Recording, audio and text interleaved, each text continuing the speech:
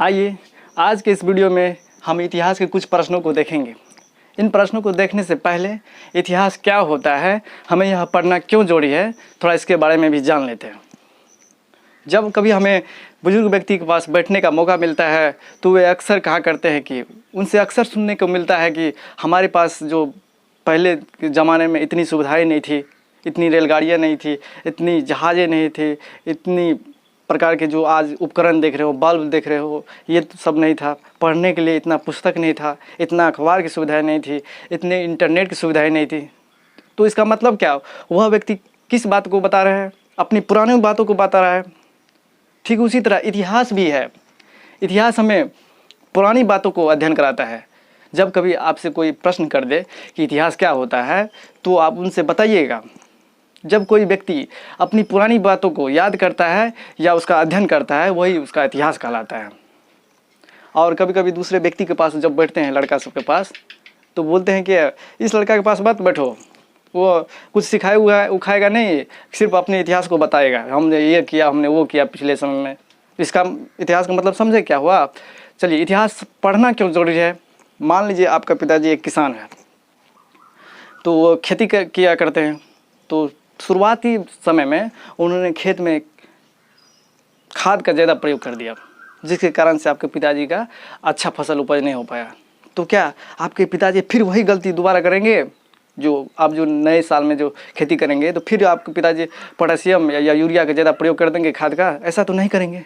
तो आपके पिताजी सोचेंगे, यानी कि याद करेंगे, जो पुराने समय में हमने ये गलतियाँ की थी, पोटेशियम यूरिया का ज़्यादा प्रयोग कर दिया था, इसके वजह से हमारा फसल की उपज अच्छा से नहीं हो पाया। ठीक उसी तरह इतिहास भी हमें यह शिक्षा देती है कि जो हमने पुराने समय में जो गलतियाँ की है, वो गलतियाँ दोबारा न की जाए। इतिहास भविष्य भी है और वर्तमान भी है। वर्तमान इतिहास के बातों से सीख करके हम वर्तमान को सुधार सकते हैं, और जब हमारा वर्तमान सही हुआ तो हमारा भविष्य ऐसे ही सुधर जाएगा। तो चलते हैं अब प्रश्न की ओर। तो पहली प्रश्न है, आपको राष्ट्रवाद क्या है? मान लीजिए किसी ज़मीनी विवाद या आपको किसी अन्य कारण से किसी के साथ आपको झगड़ा हो जाता है, तो आप अपने घर पे आके क्या बोलते हैं मम्मी पापा से? मम्मी पापा, इसके कारण हमको झगड़ा हो गया, अब जो हमारे परिवार के जितने भी सदस्य हैं वो सब एक हो जाइए, जितना भी भिन्न हो गया है या मन मोटा मोटी है, सबको एक कीजिए। चाहे पैसा के रूप में, पैसा मतलब आर्थिक रूप से को कहते हैं पैसा के रूप में, चाहे राजनीतिक रूप से या सामाजिक रूप से, सब रूप में एक हो जाइए। ये भावना उत्पन्न करते हैं अपने पिताजी के या अपने परिवार के सदस्यों के साथ। इसका मतलब क्या है? इस भावना से क्या हमें शिक्षा मिलती है? जो हम अपने परिवार के प्रति एक सकारात्मक सोच रखते हैं, हमें अपने परिवार के प्रति प्रेम है, उसके प्रति लगाव है, यही ना है। ठीक उसी तरह राष्ट्रवाद भी तो वही है। राष्ट्रवाद जिस प्रकार से आपके परिवार के प्रति प्रेम है या अपने परिवार के प्रति लगाव है, उसको किसी प्रकार की हानि नहीं पहुंचाना चाहते हैं, वो उसको हमेशा आगे बढ़ाने की सोच रखते हैं। ठीक उसी तरह जिस तरह हमारे परिवार से प्रेम है, ठीक उसी तरह यदि देश के लिए ऐसा हो जाए, आपको देश के प्रति प्रेम हो जाए या देश के प्रति लगाव हो जाए, उसके बारे में एक अच्छा सोचते हैं, सकारात्मक सोचते हैं, और उसको बढ़ाने के लिए हम कुछ काम करते हैं, कुछ प्रयास करते हैं, वही तो राष्ट्रवाद है। समझ गए राष्ट्रवाद का मतलब? तो राष्ट्रवाद का वैसे हम परिभाषा लिख दिए हैं। यह एक ऐसी भावना है, यह एक प्रकार की भावना है राष्ट्रवाद, जो किसी विशेष भौगोलिक, सांस्कृतिक, आर्थिक, सामाजिक परिवेश में रहने वाले लोगों में एकता को बढ़ावा देती है। राष्ट्रवाद से हमें क्या शिक्षा मिलती है? वो हम एक होकर रहेंगे तो हमें किसी प्रकार की समस्या का सामना नहीं करना पड़ेगा। जैसे कि महात्मा गांधी ने भी नमक सत्याग्रह को तोड़ करके, नमक दांडी मार्च, जो नमक कानून का उल्लंघन करके स्वयं अपने देश में नमक बना करके उसके आंदोलन को तोड़ा था, अंग्रेज़ों के कानूनों को तोड़ा था, और उन्होंने कहा हम अपने देश में बने हुए सामान का ही उपयोग करेंगे। यह भी तो एक राष्ट्रवादी भावना है।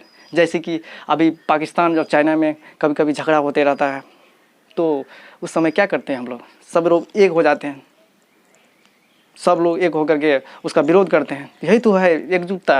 राष्ट्रवाद हमें एक रहने की प्रेरणा देती है, एकता को बढ़ावा देती है। समझ गए राष्ट्रवाद का मतलब? अब चलते हैं मेटरनिक युग क्या है। इसको समझने से पहले जैसे कि आप समझ लीजिए पहले कुछ, जैसे आपको बोलेगा नरेंद्र मोदी प्रधानमंत्री का युग क्या है, तो युग का मतलब वह कब शासन में आया और कब तक रहा। जैसे कि नरेंद्र मोदी प्रधानमंत्री युग के बारे में पूछा, तो जैसे कि नरेंद्र मोदी 2014 ईस्वी में प्रधानमंत्री बना, इसके बाद अब 2024 तक रहा, मान के चलिए आगे भी रह सकता है।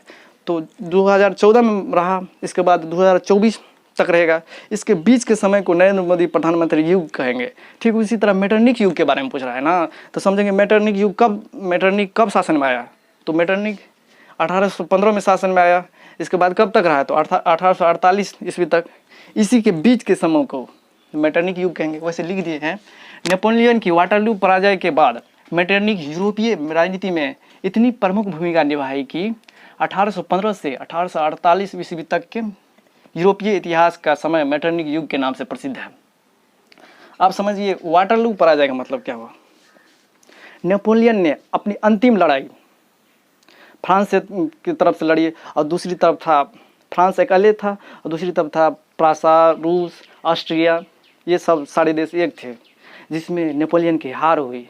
जब नेपोलियन की हार हुई तो वह सारा शासन व्यवस्था मेटरनिक के हाथ में आ गया, और मेटरनिक ने अपनी शासन कब से कब तक किया, 1815 से 1848 ईस्वी तक किया, और इसी के बीच के समय को हम मेटरनिक युग कहते हैं। समझ गए। अब चलते हैं जर्मनी के एकीकरण की समस्या अथवा कठिनाई क्या है। मान लीजिए कोई भी देश अलग क्यों होगा, उस देर में मान लीजिए जाति में भेदभाव होगा, है ये जाति का है, हम इस जाति का इसके साथ नहीं रहेंगे, या नहीं तो हो सकता है भाषा के कारण से, है ये भाषा बोल रहा है, वो भाषा बोल रहा है, इस भाषा में पटरियाँ नहीं खा रहा है, इस कारण से भी हो सकता है। तीसरी कारण क्या है, जो राजनीति के कारण से, राजनीति के कारण इसको राजनीति में भाग लेने दीजिए, इसके पास पैसा टका है, इसके पास पैसा टका नहीं है गरीब के पास, उसको राजनीति में भाग नहीं लेने दीजिए, इसके कारण से भी हो सकता है। और धर्म के कारण से भी हो सकता है, जो ये धर्म का है, ये फलाना धर्म का, ये सिख है, ईसाई है, ये मुस्लिम है, हम लोग एक साथ नहीं रहेंगे, तो धर्म के कारण से भी हो सकता है। तीसरा चौथा और कारण क्या हो सकता है, जो राष्ट्रवादी भावना का अभाव। उस देश में कोई भी देश अलग का होगा, जब अलग होगा राष्ट्रवादी भावना का अभाव होगा, अर्थात लोगों में एकता का अभाव होगा, यही सब कारण है देश का अलग होना। ठीक उसी तरह जर्मनी में भी तो यही समस्या थी। जर्मनी एक देश है जिसको एकीकरण का मतलब एक होना है, एकता के रूप में बांधना, तो उसको भी यही सारी समस्या से जुड़ना पड़ा था। क्योंकि देखिए ना, जर्मनी के एकीकरण की समस्या की कठिनाई क्या है, तो आप उसका जवाब दीजिएगा। जर्मनी के एकीकरण की समस्या निम्नलिखित है, जैसे कि यहाँ पर धर्म, जाति, भाषा, राजनीति, सामाजिक भेदभाव था। यहाँ के लोगों में राष्ट्रवादी भावना का अभाव था, लोग देश के प्रति सोचते नहीं थे, लोग देश के आगे बढ़ाने के कोई प्लान नहीं करता था, ये सब चीज़ का अभाव था, लोगों को देश से कोई मतलब ही नहीं था। यहाँ लगभग 300 छोटे बड़े राज्य में विभाजित अलग था। 300 छोटे बड़े राज्य का मतलब क्या हुआ, जर्मनी जो था ना, वहाँ पे 300 छोटे बड़े लगभग बड़े राज्य थे जो टूटे हुए थे, उसको एक करने में तो कठिनाई होगी, तो यही सारी समस्याएं था। इसके बाद आती है आपको मेजनी के बारे में। थोड़ा मेजनी के बारे में आप समझ लीजिए।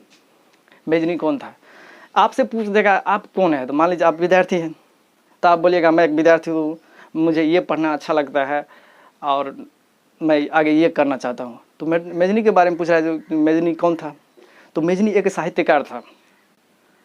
साहित्यकार का मतलब क्या हुआ, वह साहित्य लिखता था। साहित्य का मतलब जो है कविताएं, कहानी, वो लिखा करते थे। उनमें आदर्शवादी गुण अधिक और व्यवहारिक गुण कम था। क्या होता है आदर्शवादी गुण, आदर्शवादी गुण का मतलब जो बात ज़्यादा करता था लेकिन करता कुछ नहीं था, करता उतना ज़्यादा नहीं था, समझ गए। और वह जो है योग्य सेनापति भी था। योग्य सेनापति का मतलब क्या हुआ, सेना का मालिक सेनापति होता है। तो आपको मेजनी के बारे में पूछ देगा कि मेजनी कौन था, तो आप उसको बताइएगा मेजनी एक साहित्यकार, गणतांत्रिक विचारों का समर्थक, वह एक योग्य सेनापति था। उनमें आदर्शवादी गुण अधिक और व्यवहारिक गुण कम थे। बता दीजिए, समझ गए। चलिए अब अगले वीडियो में मिलते हैं।